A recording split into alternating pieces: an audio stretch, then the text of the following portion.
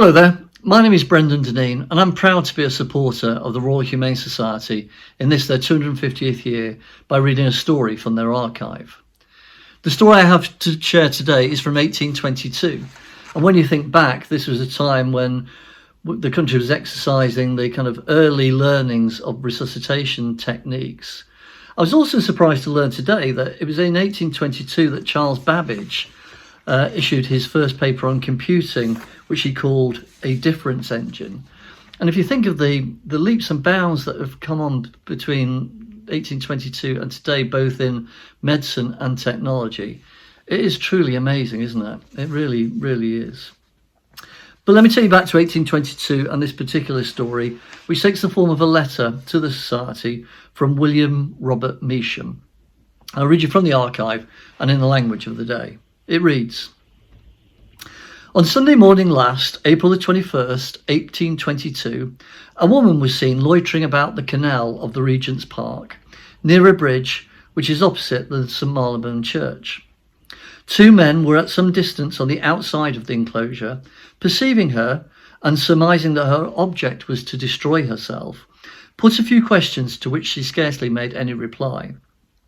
And taking no further notice of them, she instantly threw herself into the water, which was probably 12 or 14 feet in depth. The men, who from their situation could not prevent her from prosecuting her design, immediately set to work endeavouring to extricate the poor woman from her perilous and awful situation.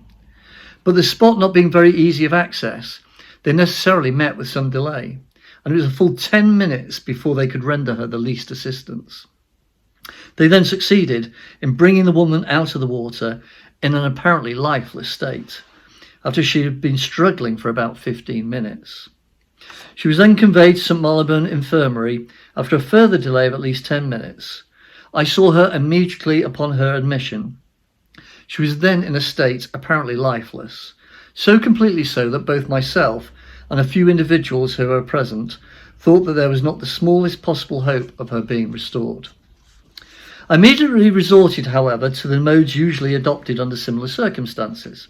Having stripped and dried the body and placed it between warm blankets, I applied ammonia to her nose, forced a teaspoonful of strong camphor mixture with aromatic spirits of ammonia down the throat every few minutes or so, and rubbed her breast and arms with warm flannels.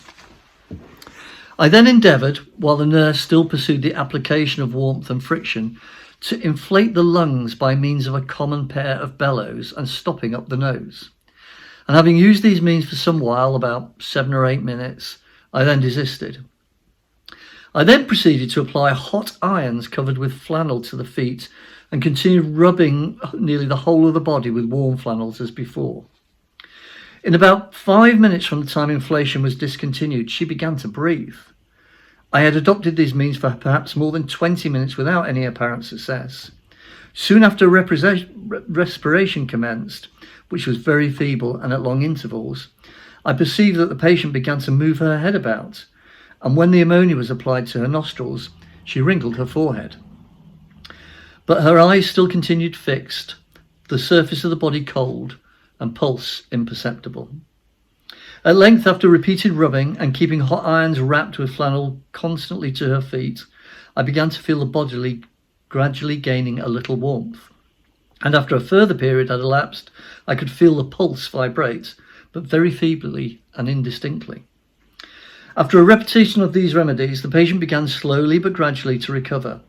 Her skin became tolerably warm, her pulse increased in fullness and frequency. She opened her eyes and at length she spoke. At first incoherently, but afterwards she became more collected and could relate her name and residence. When she became more sensible, she composed herself and dozed for a short time. And when she awoke, she complained of a pain in her stomach. Warm brandy and water was then administered to her, and simple saline mixture with nitric ether was given her every 4 hours, and has since then been making rapid advances towards her recovery.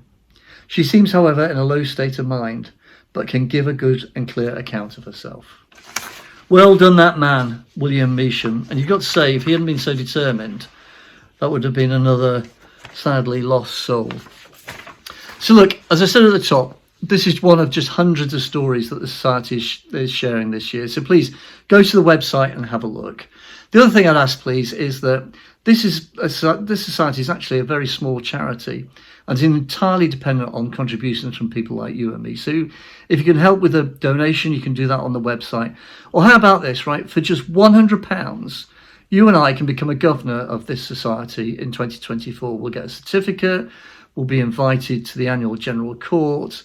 And very importantly this year, we'll get an invitation to a special service at St Paul's Cathedral in London in September to celebrate these sparks of humanity and the 250th year anniversary of this great society. So please take a look, help if you can, and I hope to see you at St Paul's. Thanks for listening. Bye-bye.